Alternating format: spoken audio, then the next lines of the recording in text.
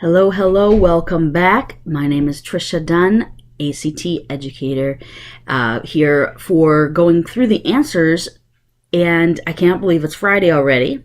The week has flown by, but on Monday, if you can recall back to Monday of this week, these 4 questions were posted in the group and on the fan page, and they were there for you to take your time to look through to see if you could get what the answers would be.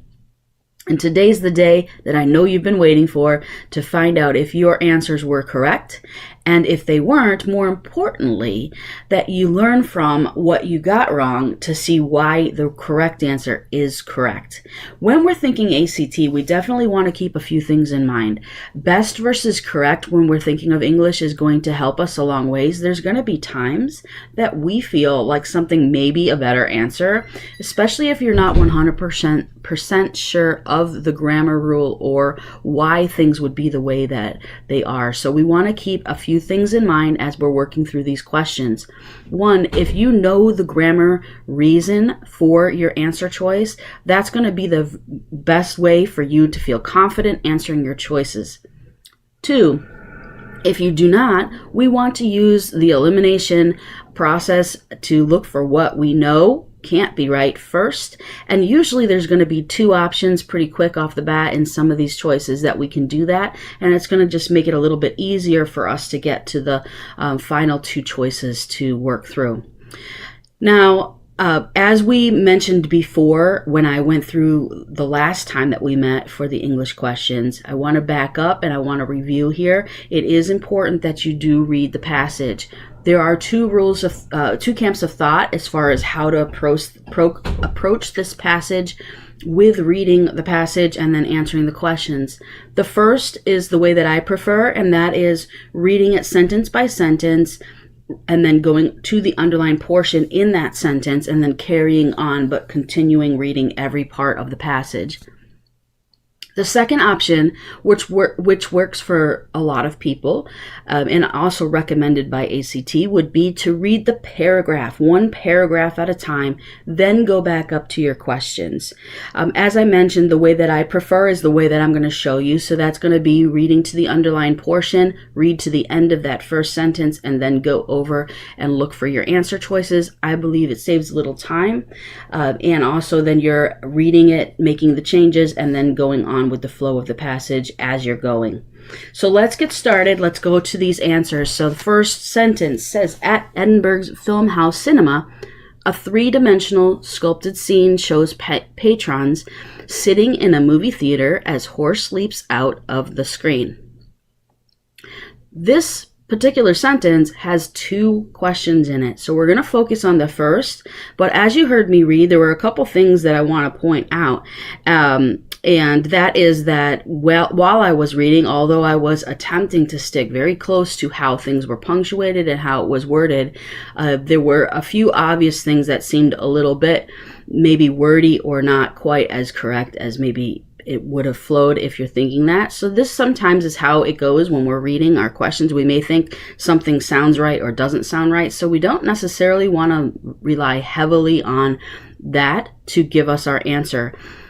We do want to go to our answer choices. When I go to the answer choice for question 4, I see right off the bat what they're asking me is they're all forms of the same words. Nothing's changed in the words, but what we do have as differences and what's being questioned are the punctuation options that we have. So we see that we've got punctuation in a few different areas, but it's the same underlined portion. So with these types of questions, you might recall from my time that we talked last time, that all of these questions, actually all 4 of them, have the no change. Sometimes for people, this is a little bit unnerving, and it's something that my students tell me on a regular basis. They either feel like it's a trick, like they have to pick it all the time, or maybe sometimes they feel like it's a trick, like they should never pick it unless they absolutely have to. So for these, I like to start at the bottom and work my way up just to kind of give my mind a little bit of a breather from how I read it the first time. I'm going to start with J and try J. At Edinburgh's Filmhouse Cinema, a three-dimensional, sculpted scene shows patrons in a movie theater as horse leaps out of the screen. I don't feel like we need at all the second separation. So I'm going to ask myself, like, why would we have those commas there to begin with, separating out the word sculpted on both sides? We wouldn't. We would normally see that when we're using a transition word connecting two thoughts or in a parenthetical phrase, and that's not what we have here. So J we can eliminate. Going to H. At Edinburgh's Filmhouse Cinema, a three-dimensional sculpted scene shows patrons sitting in a movie theater as horse leaps out of the screen. Well, with a comma in between scene and shows, we are separating out the noun, the subject, from what it's showing, the action of the word. So that not only does it just not sound right, but it isn't right. It is not correct. G. At Edinburgh's Filmhouse Cinema, a three-dimensional sculpted scene shows patrons sitting in a movie theater as horse leaps out of the screen. When we have commas on both sides, like I said, we can either be separating out a word or separating out a phrase. With this option, we wouldn't be looking to separate out that a three-dimensional sculpted and then have it be just seen shows patrons sitting. That wouldn't be correct to flow that way. So we're going to rule that one out as well. And that leaves us with no change. At Edinburgh's Filmhouse Cinema, a three-dimensional sculpted scene shows patrons sitting in a movie theater as horse leaps out of the screen. That one flows the best, but let's take a look at why. The reason is because we have a clause, an introductory clause here at the beginning, starting with a preposition. This is the beginning part. So when we have phrases that start with because or while or although, in this case at, it is a good indication that we're starting with an introductory clause. We are going to want to use that comma to separate out the rest of the main part of the sentence. So therefore F, no change, is the correct answer. Moving on to number 5. Now, we've read this several times.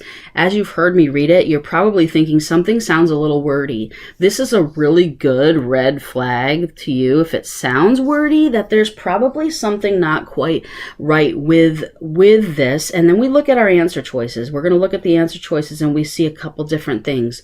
We see that we've got an option with horse, singular, horses, and a possessive, horses, all matched with the singular or plural verb choice that would go with it. So with this, again, because we have the no change, I'm going to start with the last choice, D first, and I'm going to start at the beginning of the sentence and read in D as the option. So I'm actually going to start with a three-dimensional sculpted, just to save on time. A three-dimensional sculpted scene shows patrons sitting in a movie theaters as horse leap out of the screen. D, when we have our apostrophe S here, that's saying that we have possession of something. This one does not make sense here, and we can also hear that, but for the reason we would not use a possessive here. We're also not saying theaters is as horse, like as with the apostrophe contraction is, so that one also would not make sense. C, we move to C. A three-dimensional sculpted scene shows patrons sitting in a movie theater as horses leap out of the screen.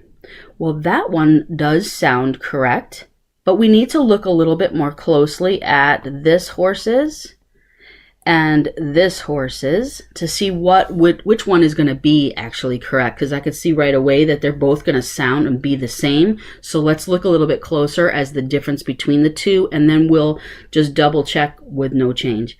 So the difference between C and B is that C is talking about plural horses, While as the movie theaters as horses, this apostrophe S is showing possession. What we're talking about are multiple horses leaping out of the screen. That's what it appears to be. This is most likely going to be our choice, but let's look at no change just to make sure. A three-dimensional sculpted scene shows patrons sitting in a movie theater as horse leaps out of the screen. And so from there we can hear and see horse leaps out of the screen. We would have more than one horses leap out of the screen. So our choice then is going to be C, horses leap out of the screen. Moving on to number 6, we're going to start right where we left off. At Scottish Storytelling Centre, a dragon crafted from the pages of a mystery novel was found nesting in a window. We're going to stop right where that sentence ends and pause and look over. If you were doing the other method, you would have already read this paragraph. Then you're just going to go back to the sentence just like we just did. Looking over at our options, well, automatically I see this marking here. This sometimes can throw people off because it's not one we use that regularly in our own writing. And sometimes we're not even sure if this is a hyphen or if this is a dash. So a hyphen is what's going to be used to join two or more words together, and dashes separate words into more of parenthetical statements. ACT a lot of times will throw in these dashes here, and the first thing that I do when a dash shows up in the answer choice is to look very carefully before and after in the sentence to see if there's a reason why we would need a dash, because if there is already a dash on either side, then we would need to have the other on the other side to cap it off. This is very much like parenthetical phrases where we would need the parentheses on both sides, setting that phrase off. Parenthetical statements would then be separated either by the dash on both sides, the parentheses on both sides, or the comma on both sides. All of those kind of function as the same, where you would have kind of non-essentials or a phrase that we can use as more description inside that clause, but we would need to cap it off with both the same punctuation mark at the side. So looking at my sentence, I don't see another dash in this, but I do see a comma right here. So that gives me a little bit of a hint as to possibly where we need to go with this, but I can rule out the dash because there isn't another dash there to cap that off. Now I'm going to go back. Since I have no change, I'm going to start with J as my option. At the Scottish Storytelling Centre, a dragon crafted from the pages of a mystery novel was found nesting in a window. There would be no reason to have a dragon crafted from the pages of a mystery novel was found nesting in a window. The difference between J and F, let's take a look at that carefully as to what the difference would be. One has the comma at the end, and one does not have the comma here. So that would be the difference between F and J. J does not read correctly, so we're going to take that out. Going to H. So this would be similar to what I had mentioned before. We've got the comma on both sides. So if this is a parenthetical phrase, and we could take it out, remove it if it's something that is not necessary to the sentence, then it should read with the message still intact without any problems here. So at the Scottish Storytelling Centre, a dragon crafted from the pages of a mystery novel was found nesting in a window. We can hear that sounds really choppy. Crafted from the pages is actually a pretty significant piece of where we're getting this dragon from, how it's being made, which is kind of essential to our story. So if we had the commas on both sides and we were to remove that, that would take a significant clarity part of our passage away, so we don't want to choose that, which leads us to our final answer, which will be no change. At the Scottish Storytelling Center, a dragon crafted from the pages of a mystery novel was found nesting in a window. And that is our correct option. We've got prepositional phrases, and then our verb was found coming after that, and that would be the correct answer. I want to state again of why I'm leaving no change to the end. When you read it first, your mind can say, oh, that sounds right, or it doesn't right away. So reading it as your last option, starting from the bottom up, when you have no change, is a really good strategy. Let's take a look at our final question for today, and that's question 7. I'm going to start where I left off and continue to read. At the National Museum of Scotland, a paper tail was spotted emerging from the spine of Sir Arthur Conan Doyle's book, The Lost World. Inside, a dinosaur charges through shredded pages of the open book. More creations appeared at more than a few additional places where literature and artifacts are related to books and writing. So that is the question at hand. If we look at our options, if we look at all of those options really clearly, we can see that basically they're all kind of saying the same thing. With our words, they're just saying it in a different way.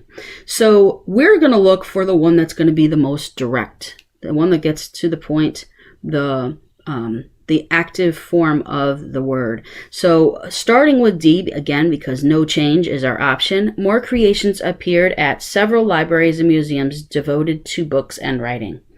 Well, that sounds like it's getting right to the point and says what we want it to say. Let's double check and look at the rest of the choices. More creations appeared at quite a lot of other cultural institutions characterized by loyalty and dedication to books and writing.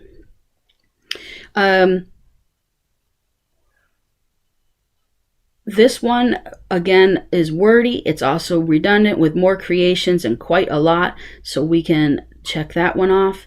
B, more creations appeared at a number of additional cultural institutions supporting intellectual endeavors dedicated to promoting books and writing. Again, this one is one of those best versus correct. So this is really pretty wordy. There's not necessarily anything wrong with it, but it is basically saying the same thing as D, but D just gets right to the point.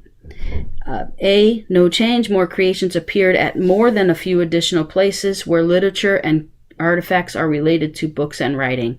Again, we have definitely an easier way to say all of that than A, B, and C, and that would be D. We want to go with the one that's going to be the clearest direct choice for our answer, and that would be more creations appeared at several libraries and museums devoted to books and writing. And there you have it. That is the information on the correct answers and also how I go about processing to get to those answers. So I trust that this was useful information and beneficial to your ACT prep practice. As always, we invite you to join us on our monthly full-length proctored test. If you'd like to do that, that is free of no charge. You can register for that free. That's once a month at the beginning of every month, first Saturday of the month. We meet, we do a full proctored test, and then we give you the opportunity to talk about your answers and have a one-on-one analysis with us if you'd like. We also would like to encourage you that if you are looking to increase your scores, if you're looking to get to a higher score that you need for either college apps or maybe to hit that scholarship merit mark, we would be happy to work with you. We are both certified educators through ACT, and we work together to bring a program to you that is going to take care of all of the content review, the tutoring needed, and the guidance from an insider's perspective, coming straight from the training that we've had from ACT.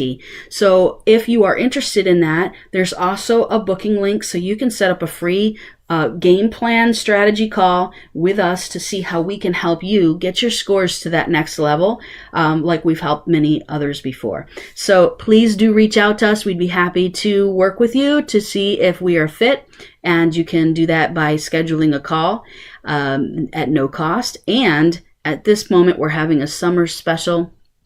If you book a call, you will also receive a free 1-hour intensive with either Miss Tori or myself, Miss Trisha, for math or English, your choice, just for booking the game plan call. So we hope to see you there. We would love to be able to help you reach your max scores, and have a good weekend.